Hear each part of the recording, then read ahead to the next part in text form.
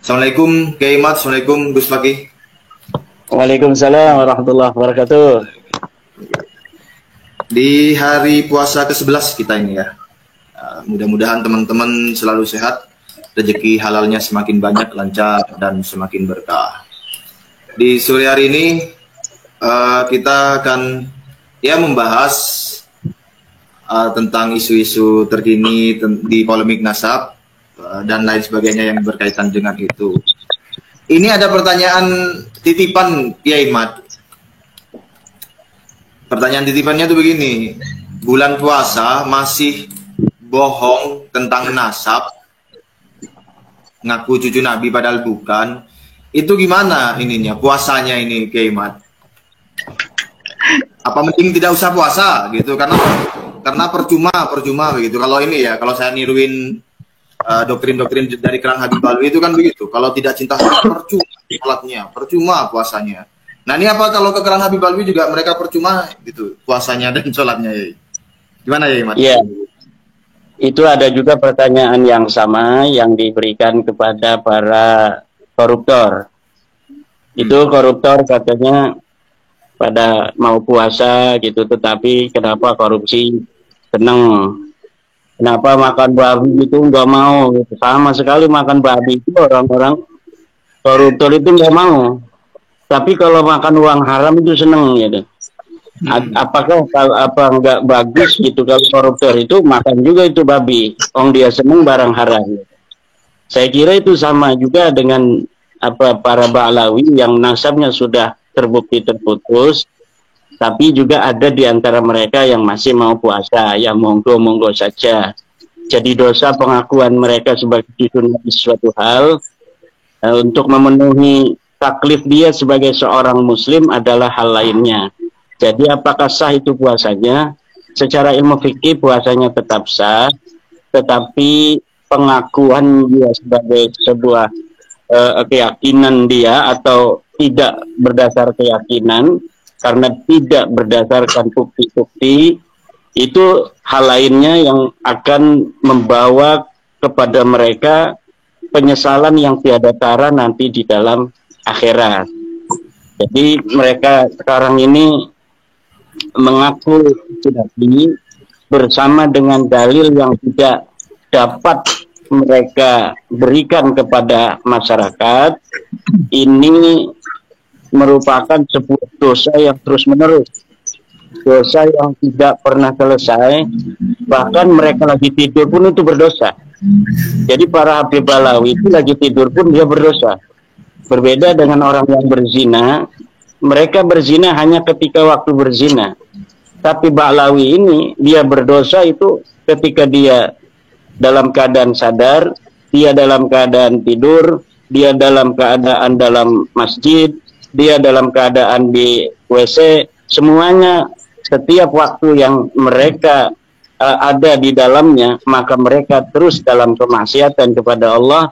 Manidda'a li ghairi abihi wa huwa ya'lamu annahu ghairu abihi wal jannatu alaihi haram.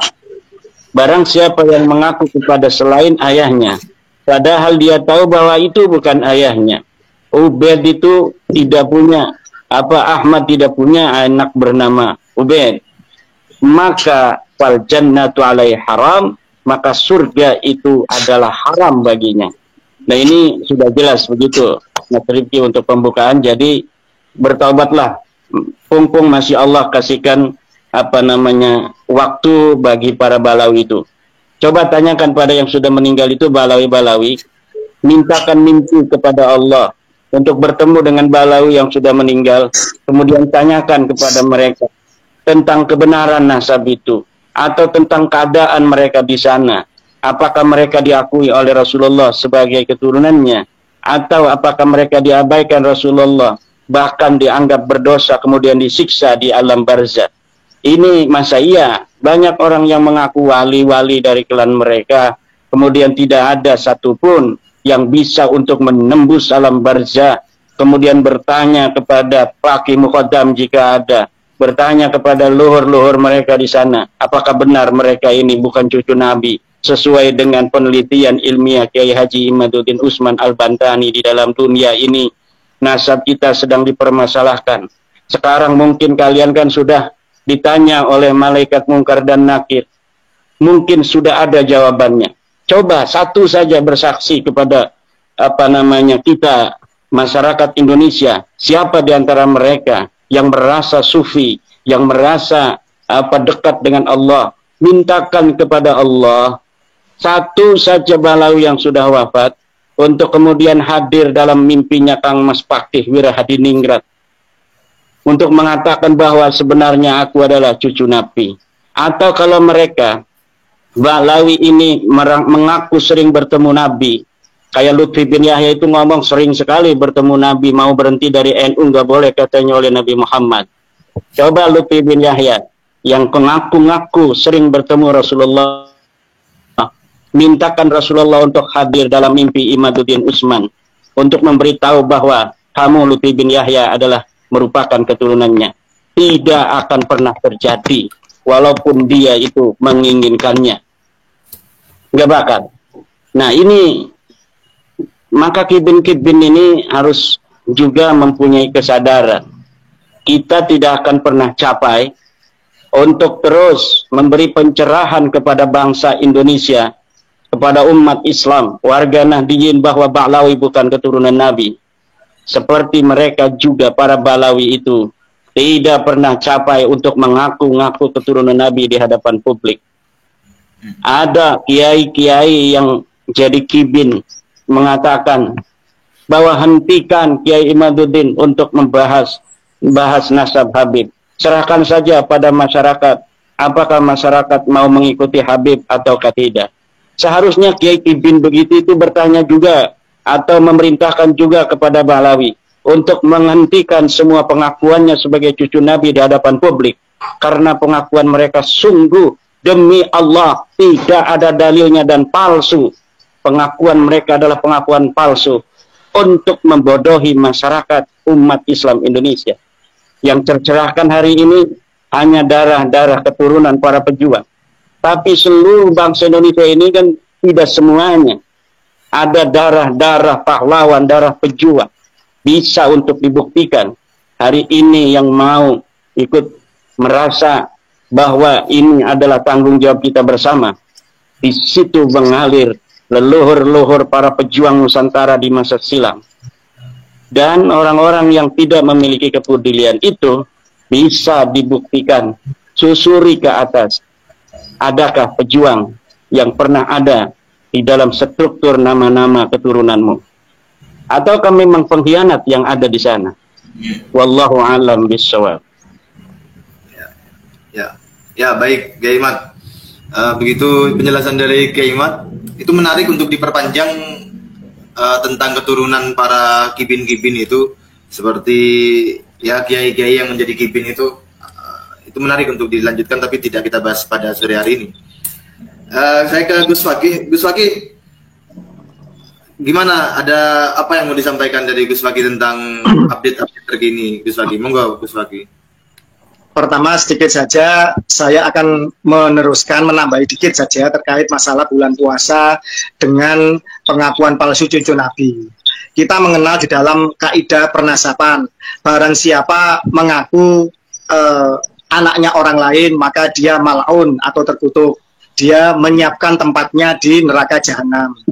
Barang siapa ditanya siapa bapaknya terus dia malu, maka dia juga mal'un. Nah, terkutuk juga, tetapi mal'unnya masih satu derajat. Tetapi barang siapa membatalkan nasabnya orang lain dengan tanpa bayinah, tanpa bukti, tanpa argumentasi, maka dia mal'un 3 kali. Begitu. Lah, klan Ba'alwi ini selain juga mengaku-ngaku keturunan orang lain, dia mal'un sekali. Kemudian dia membatalkan nasabnya Wali Songo dengan tanpa bayinah, dengan tanpa bukti, dengan tanpa argumentasi yang kuat, maka dia mal'un 3 kali. 1 tambah 3 sama dengan 4, kan begitu. Kemudian sekarang ada lagi penelitian, ada lagi hasil ilmiah, bahwa mereka orang tahu kasus, Arab saja bukan. Mereka malu, mereka tambah 1 lagi, lengkaplah mereka mal'un 5 kali, kan begitu. Lah, apalagi ini disandarkan dengan Nabi Muhammad, maka mal'unun mal'un, terkutuknya terkutuk. Jadi terkutuknya terkutuk 5 kali derajat. Jadi begitu. Lah, terkait mengenai masalah apakah mereka puasanya diterima selama rukun sah dan rukun syarat wajib, syarat dan lain sebagainya itu dipenuhi, ya bisa jadi sah, tetapi diterima tidaknya itu urusan Allah. Kan begitu. Lah, pertanyaannya, orang yang mengkapling dirinya di neraka jahanam, mal'unun mal'un, apakah ibadahnya itu diterima sama Allah? Bukankah Allah murka kepada dirinya? Ya silakan dijawab dengan akal sehat, kan begitu. Artinya saya menyambungkan bahwa bertobatlah, hai klan Pak Alwi, bahwa ketika sekelompok orang yang tercerahkan dengan bayina, dengan argumentasi yang kuat, dengan pembuktian ilmiah, telah berani menyatakan bahwa nasabmu tidak tersambung kepada Nabi Muhammad, maka sebenarnya kita menyelamatkan engkau semua dari terkutuk 3 derajat, terkutuk 3 kali lipat. Maka bertobatlah, insya Allah pintu maaf Allah itu sangat luas. Seandainya dosamu, katanya Allah Ta'ala, dosa hambaku sepenuh langit dan bumi, sekali dia bersujud meminta ampun kepadaku, meminta maaf kepadaku, bertobat kepadaku, maka akan aku bersihkan seperti bayi yang baru lahir. Ini di hadis qudsi. Artinya apa? Dengan pertobatan yang betul-betul nasuha dan betul-betul menerima takdirnya bukan sebagai cucu Nabi dan mengejar ketakwaan, mengejar memperbaiki adab dan kemudian memperbaiki amal ibadahnya, saya yakin Bani Alwi ini bisa jadi menjadi kekasih Allah, menjadi wali-wali Allah sebagaimana yang mereka selama ini dongengkan. Jadi kembali lagi bahwa di bulan puasa ini mari bermuhasabah, mari bermuwajahah kepada Allah dengan sesungguh-sungguhnya. Mari kita kembali agar nanti di Idul Fitri menjadi pribadi-pribadi yang betul-betul suci, pribadi yang betul-betul kembali ke hadirat Allah seperti bayi yang baru lahir. Syaratnya apa? Ya taubatan nasuha. Itu yang pertama. Kok saya jadi kiai ini? Gus Waki. Oke. Saya masuk. Itu yang pertama. Ya. Ya, sebelum lanjut saya masuk sebentar. Itu tobat, kalau dosa pribadi kepada Allah itu kan cukup meminta maaf kepada Allah, minta ampun kepada Allah. Tapi kalau ini dosanya kepada publik, kepada umat, itu kan tidak semudah itu cara bertobatnya. Betul. Tetapi Allah juga Maha Pengasih, Maha Pengampun, Maha Penyayang. Yasiru walatu asir. Cukuplah kalian semua itu menyatakan, mendeklar secara terbuka, secara publis bahwa dengan bukti A, B, C dan lain sebagainya, kami dengan ini memohon maaf kepada bangsa Indonesia, kepada seluruh umat Islam yang telah kami, yang mungkin kekhilafan kami atau keras kepala kami atau kesalahan kami di masa silam atau yang pernah kami dawir dan lain sebagainya, kami memohon maaf secara terbuka. Insya Allah bangsa Indonesia bangsa yang pemaaf, bangsa yang ramah, bangsa yang berbesar hati, berbesar jiwa.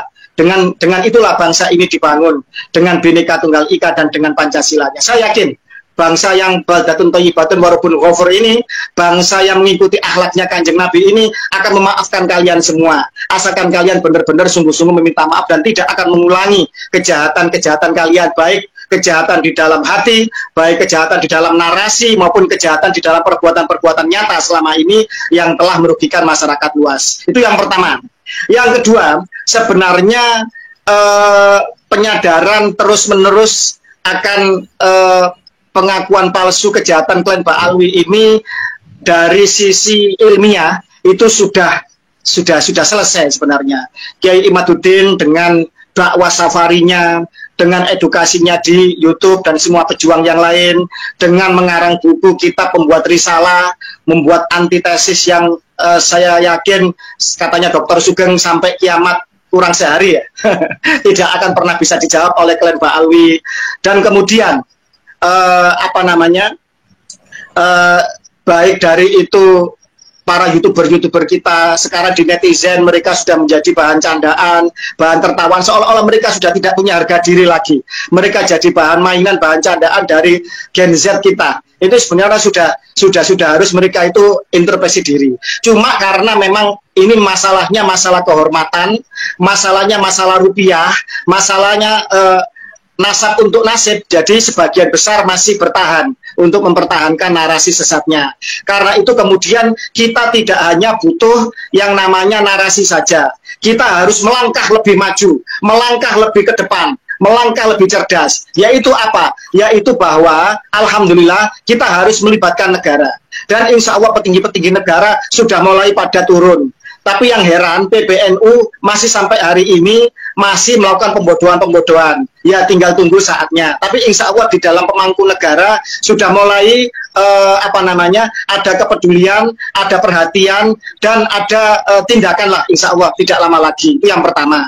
Yang kedua, kita perlu untuk melangkah lebih cerdas, lebih taktis pada level masalah hukum.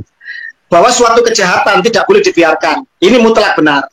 Ketika suatu kejahatan tidak juga orang itu insaf, maka harus ada punishment, harus ada hukum. Maka kemudian yang terjadi adalah bahwa kita harus menyeret kejahatan ini, pemalsuan sejarah, pemalsuan makam, dan lain sebagainya, ini ke ranah hukum.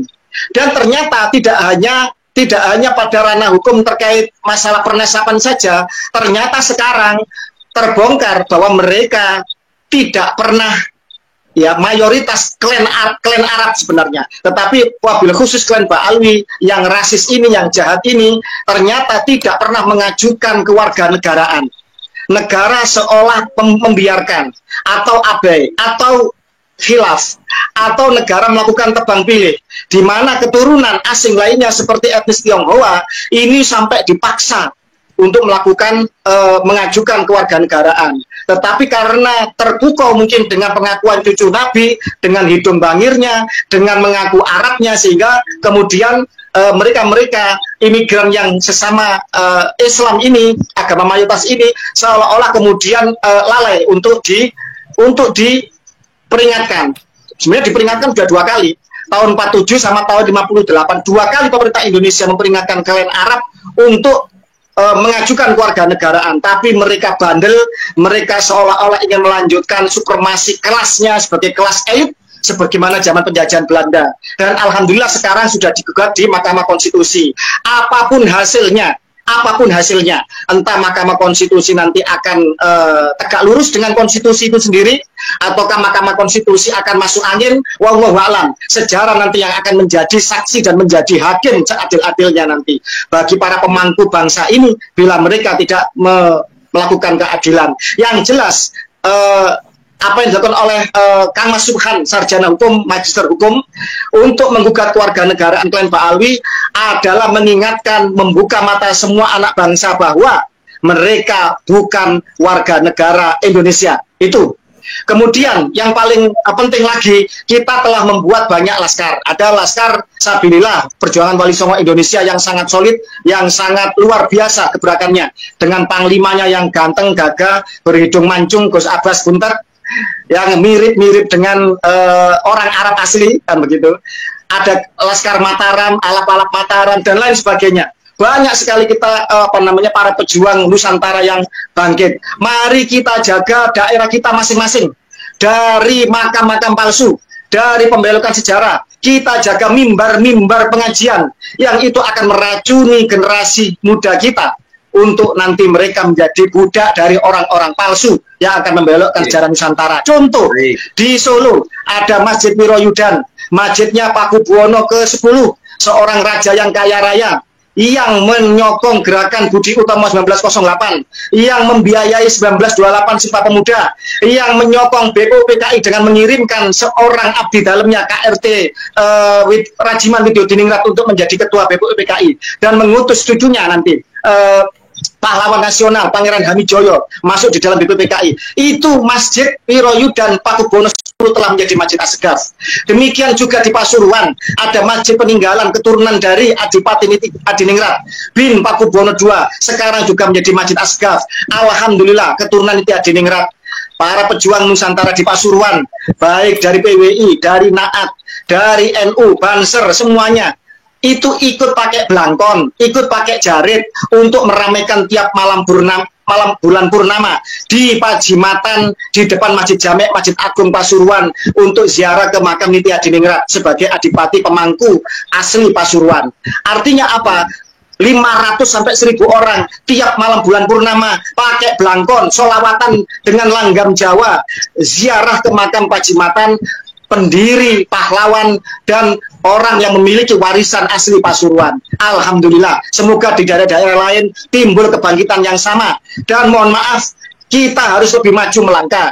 Tidak perlu ditanggapi orang-orang tidak penting, tidak jelas, orang-orang pekok seperti Haplogroup L, Sikori, Bangladesh, itu tidak perlu. Nggak ada gunanya. Itu manusia-manusia yang cari cuan, cari rupiah. Orang nggak jelas itu orang yang hanya nimbrung, pengkhianat kanan kiri. Siapa yang bisa ngasih duit dia akan berpihak. Wah, itu nggak perlu ditanggapi itu, Bangladesh itu.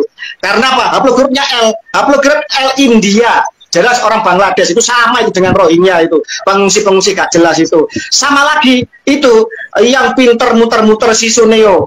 Siapa itu yang Haplogroup R seperti Benyamin Netanyahu, ya Perdana Menteri Israel.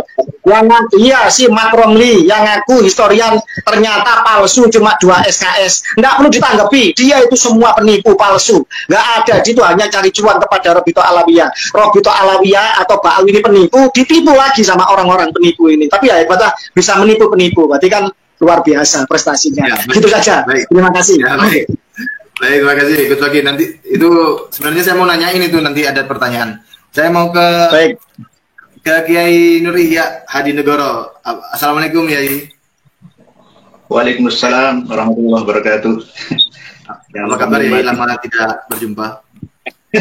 Baru pulang kerja. Yai Ihya, bagaimana Yai Ihya melihat situasi terkini tentang polemik nasab dan pengubahan sejarah, pemalsuan makam dan progres-progres lainnya Yai? Barangkali ada pandangan, dipersilakan Yai. Assalamualaikum warahmatullahi wabarakatuh. Waalaikumsalam warahmatullahi wabarakatuh. Bismillah, alhamdulillah, wassalatu wassalamu ala rasulillah Muhammad ibn Abdillah wa ala alihi washabihi mawala amma ba'dah. Yang kami hormati para kiai, para pejuang yang ada di channel ini dan para pemirsa pendengar semua di seluruh dunia, khususnya Yai Haji Maduddin Usman, RT Pake, Gus Rifki, Gus Fuad, dan lain-lain sebagai simbol dari perjuangan perlawanan dari penindasan, penipuan, pembodohan, pembelokan sejarah, dan pengkaburan sekaligus pemalsuan kuburan dan semuanya yang sangat-sangat membanggakan. Alhamdulillah yang ada di channel ini, yang live sore hari ini adalah benar-benar orang-orang yang murni berjuang demi negeri dan agama ini. Jadi insya Allah tidak ada yang namanya pembangkangan ya seperti Kang Mas Kori.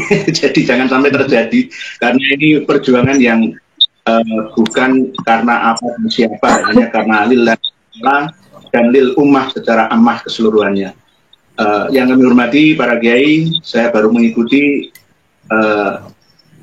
detik-detik dan menit akhir dari apa yang disampaikan oleh KRT tentang nasionalisme beliau. Sangat harus kita tiru bersama.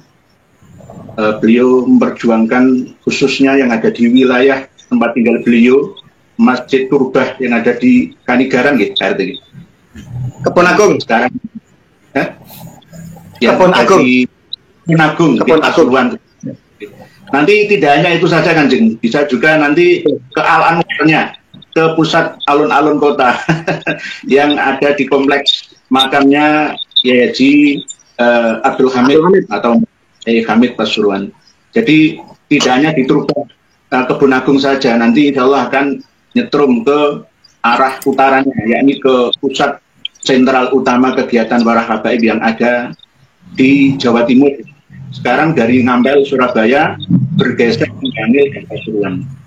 Sebagai pusat gerakan, bisa dikatakan segitiga. Ya, mohon maaf, dari Ndalwa ke Sunsal, lalu ya ke arah Ketua Robitanya. Mohon maaf nih, ini bukan berarti kita di bulan puasa hanya kursi, kita mengungkap fakta, realita bahwa kita harus tetap istiqomah, walaupun sudah dikatakan tadi oleh KRT Fakih, kita sudah berhasil.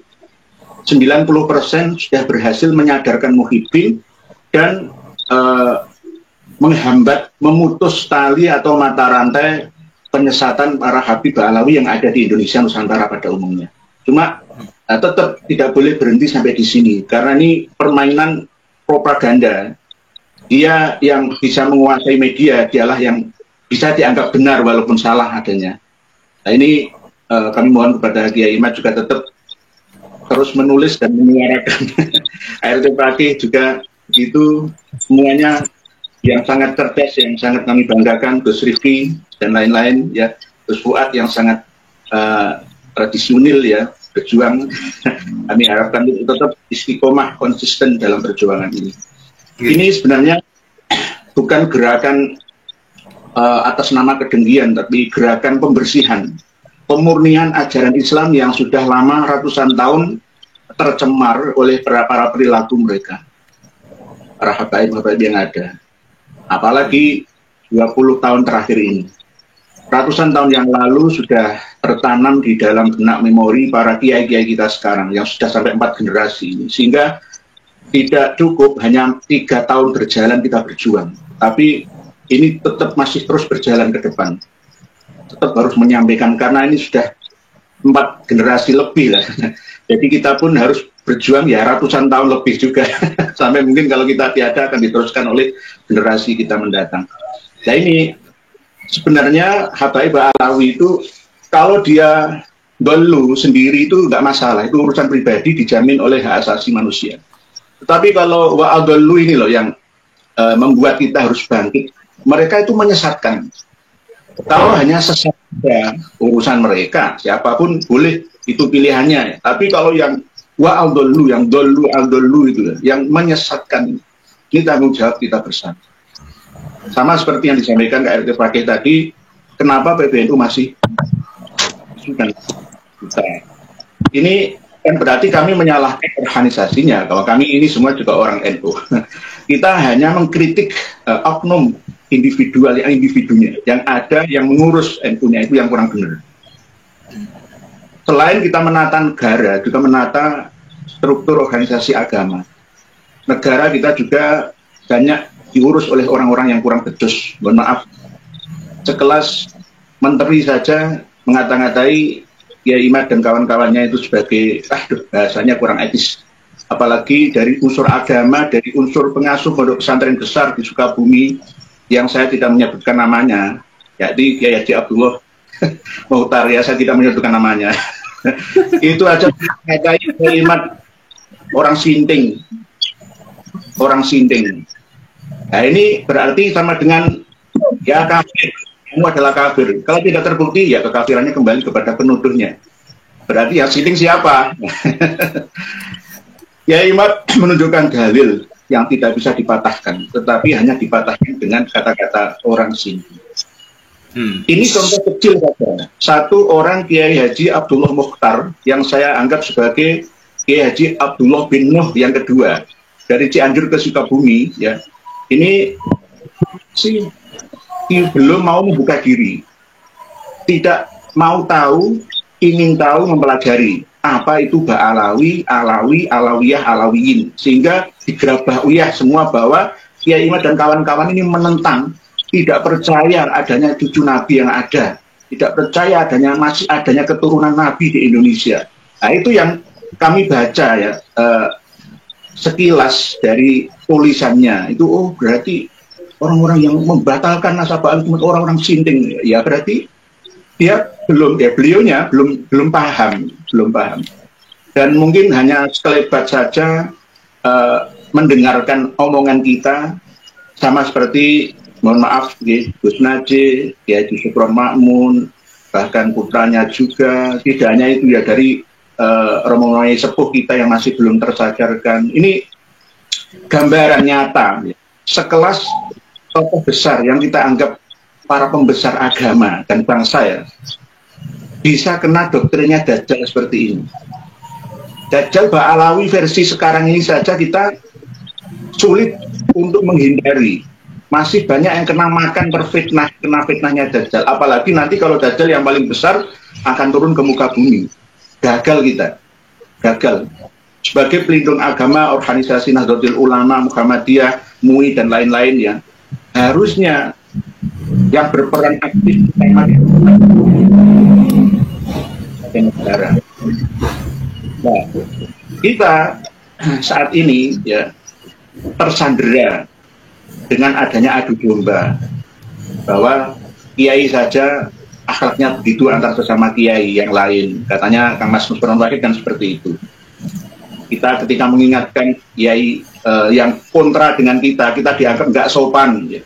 Omongannya kurang ajar dan lain sebagainya. Ini kan bukti bahwa sekelas ya pembantu dan penyelenggara negara, seorang menteri bangsa, kualitas keilmuannya tidak bisa diharapkan. Apalagi nanti akan membawa kemajuan untuk bangsa ini. No, nonsen, nggak bisa. Kalau orang-orang seperti itu menjadi imam kita, gitu. Kita akan jadi makmum yang tidak hanya mabuin tapi masbukin saja. Hanya taklid buta kepada mereka yang kurang mengerti akan literasi, malas untuk mencari referensi. Ya khususnya ya para menteri-menteri kita itu, memang tidak semuanya. Hanya yang berbicara kemarin saja, yaitu Kang Mas Nusron Wahid di Kudus pada acara khusus itu. Nah ini sekelas menteri saja seperti itu, apalagi yang di bawahnya. Nah, ini kan termasuk keprihatinan kita bersama. Kalau kita berhenti untuk bersuara, maka akan jadi apa kita negara ini? Yang kemarin kami sempat menyinggung bagaimana implementasi dari pasal 33 ayat 3 ini aja sudah jelas. 80 tahun kita merdeka seakan sia-sia. Ketika kita ingat 21 bulan Gus Dur menjadi presiden, digoyang gara-gara Brunei Gate, gara-gara Bulog Gate, ya. Itu memalukan kita sebagai bangsa yang kaya raya. Mempermasalahkan sumbangannya Raja Sultan Hasan Al-Bolkiah Brunei sana untuk warga Aceh, sehingga menggoyang diturunkan dari kursi kepresidenannya. Kan malu sebagai bangsa yang kaya raya seperti ini justru mempermasalahkan harta yang kecil sumbangan dari negara luar, ya. Memalukan, apalagi Buloket dan lain-lain yang seakan-akan Gus Dur adalah seorang tokoh yang kiai yang korup, padahal tidak terbukti, yang akhirnya dibersihkan oleh Kejaksaan Agung. Tuduhan-tuduhan tersebut itu adalah tuduhan palsu, sampai sekarang tidak terbukti, tapi terbukti beliau sudah diturunkan. Siapa yang menurunkan mereka? Ya orang-orang, ya Allah Akbar, siapa? Ya Kang Mas Rizik Sihab dan kawan-kawan, Kang Mas Amin Rais dan kawan-kawan, siapa? Oleh itu ketika Kiai Imad, KLT Fakih, Gus Fuad, Gus Rifki membela Gus Dur, seharusnya Gus Durian nahdin akar rumput sampai atas rumput, ya, semuanya harus kompak dengan kita. Pesantren-pesantren Nahdlatul Ulama harus bangkit semua mendukung perjuangan Kiai Imad dan kawan-kawannya. Jangan sebaliknya, justru malah kita mau diadu domba antara sesama kiai, dibenturkan, ya, untuk menyerang satu sama lainnya. Nah, ini yang tertawa keplok-keplok adalah Habib Ba'alawi. Sama seperti cita-cita Belanda dan praktek Belanda yang diterapkan di Nusantara sehingga bisa lama menjajah negeri kita. Nah ini akan diadopsi lagi oleh Ba'alawi.